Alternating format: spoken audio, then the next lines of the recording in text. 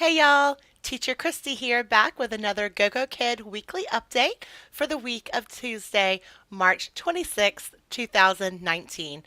This week we have some exciting news. The payment tab is back. Yay!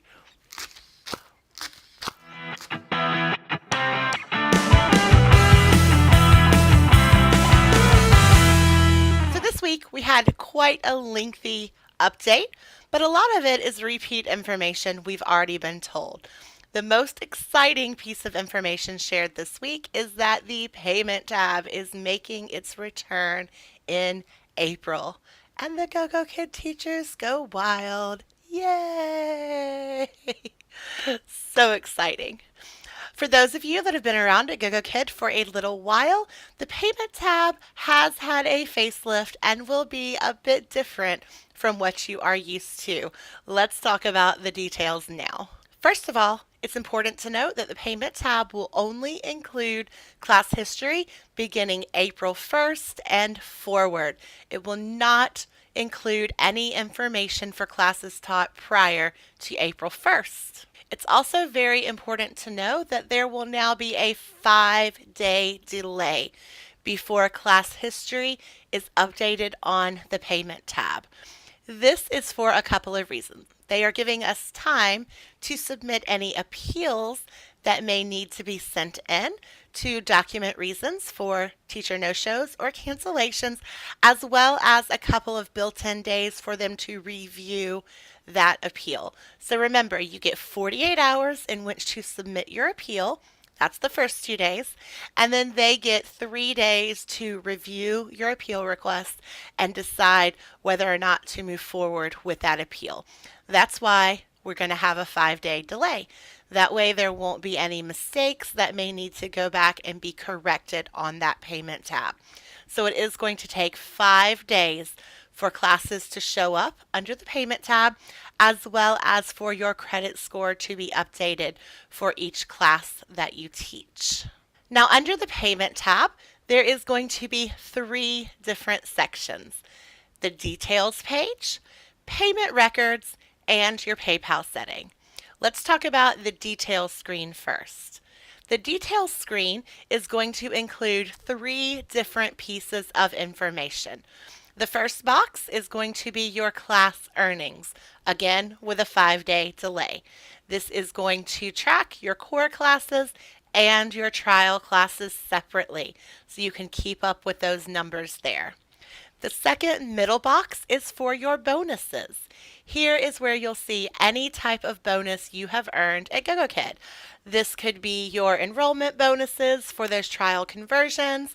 This can be any referral bonuses or milestone bonuses, which milestone bonuses will be added a little bit later. And also just any other type of bonus or incentive that Gogokid may be currently offering. The final box on the details screen will be the adjustment section. This is where any manual adjustments that need to be made will happen. Also, any other bonuses or promotional payments that are not included in the bonus section will go here, as well as any non-class related payments. So those are the 3 sections you will see on your details page. The second page in the payment tab is going to be your payment records. Here you can find a very detailed list of all of your payments, your upcoming payments, and your payment history. There will also be a box at the top showing the amount that Gogokid owes you.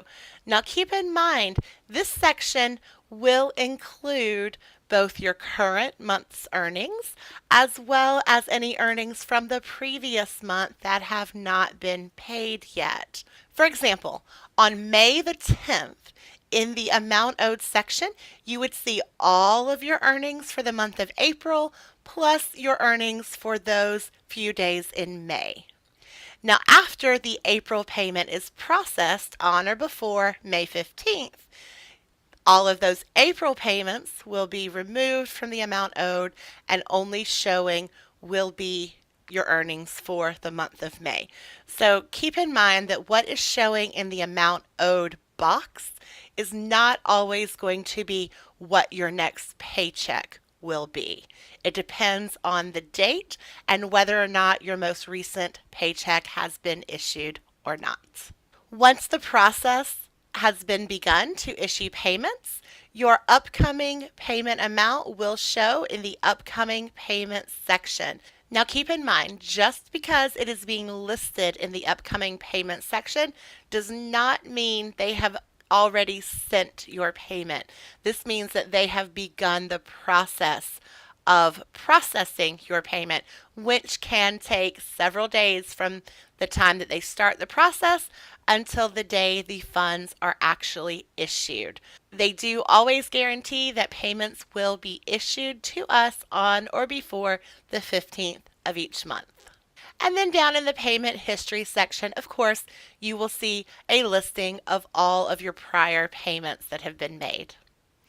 The final section of the payment tab is going to be your PayPal setting. This is where you can input your PayPal information to link up your PayPal account for payment. If you don't want to be paid via PayPal, that is okay. You can always send your banking information in and request a wire transfer instead of PayPal. Just keep in mind that these bank transfers do often take about an extra 3 to 5 business days until you will see the funds credited into your account. In addition to the new payment tab, they have made some changes to the credit score tab. Now in the credit score tab section, you will see 2 different credit scores listed. You will see your current points and your points from the previous month. Keep in mind, this is always going to be on a 5-day delay. So the current points that you see may not be your current credit score rating. It's going to be, again, on that 5-day delay based on your class history. Your last month point box will show what your credit score was on the very last day of the prior month, which is what your payment will be based on for the current month.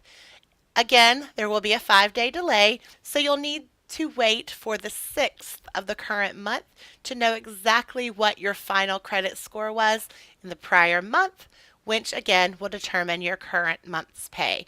For example, you would need to wait until May the 6th to see your April credit score finalized in this last month points section. On May the 6th, that last month points section will show your final credit score for April, which of course will determine your bonus for the classes that you teach during the month of May. I know all of this can be a little bit confusing and may take a little time to completely understand. Please make sure that you read this section of the update very thoroughly if you have any questions or any confusion about anything. You can also always leave me a note or send me an email if you would like some additional clarification. I am always happy to help. Now, further down in the update, we are reminded again about the changes coming April 1st to our teacher service agreement, the new updated termination policy, the teaching and curriculum document, and the request for an appeal for any no-shows or cancellations. We've talked about that in past updates, and it is all covered again in this update. So again, if you have any questions or confusion about it, read the update yourself very, very carefully. Make sure that you have a good understanding of how all of this needs to take place. And again, if you have any questions, don't hesitate to ask. Also, they've let us know the new April workshop schedule is published and ready. We are getting 3 new workshops added to the schedule this April, which look like they're going to be some great ones. Coach Paige is teaching 2 different new workshops, one about teaching grammar and one about reading strategies. And then Coach Wendy is teaching us a reading strategies workshop as well. I think all of these are going to be awesome workshops and a great thing to add to your repertoire and to help improve your in-class teaching. There's still lots of workshop prizes available, sweatshirts like this super cool one. So make sure that you're keeping track of your workshops and you are submitting your claim form when you're ready. And then finally, Gogokid let us know which slots are the hottest and most popular slots for bookings. Now, as we talked about last week, there is high demand for those 8 and 8:30 p.m. Beijing slots. Those are super high demand right now, so make sure if you're available, you are opening those. Also, super hot slots are 7 and 7:30. High demand for those as well. Of course, that is what makes up those peak times. In addition, there seems to be high demand from 5 p.m. all the way through 9 p.m. Beijing time, as well as the entire day on Saturdays and Sundays in Beijing. So if you are working to increase your course students and try to gain some regulars, make sure that you are opening as many peak time slots as possible. And you can even try opening up some overnights Friday and Saturday, depending on where you're located. Saturday and Sunday Beijing time books really well, usually for most teachers, and this can be a great way to start building up your student base. So make sure you are opening those slots as often as possible. All right, that wraps up this week's weekly Gogokid update. I hope you found this helpful. If you did, make sure you like and subscribe, click all the buttons, and I'll see you back right here next week. Bye, y'all.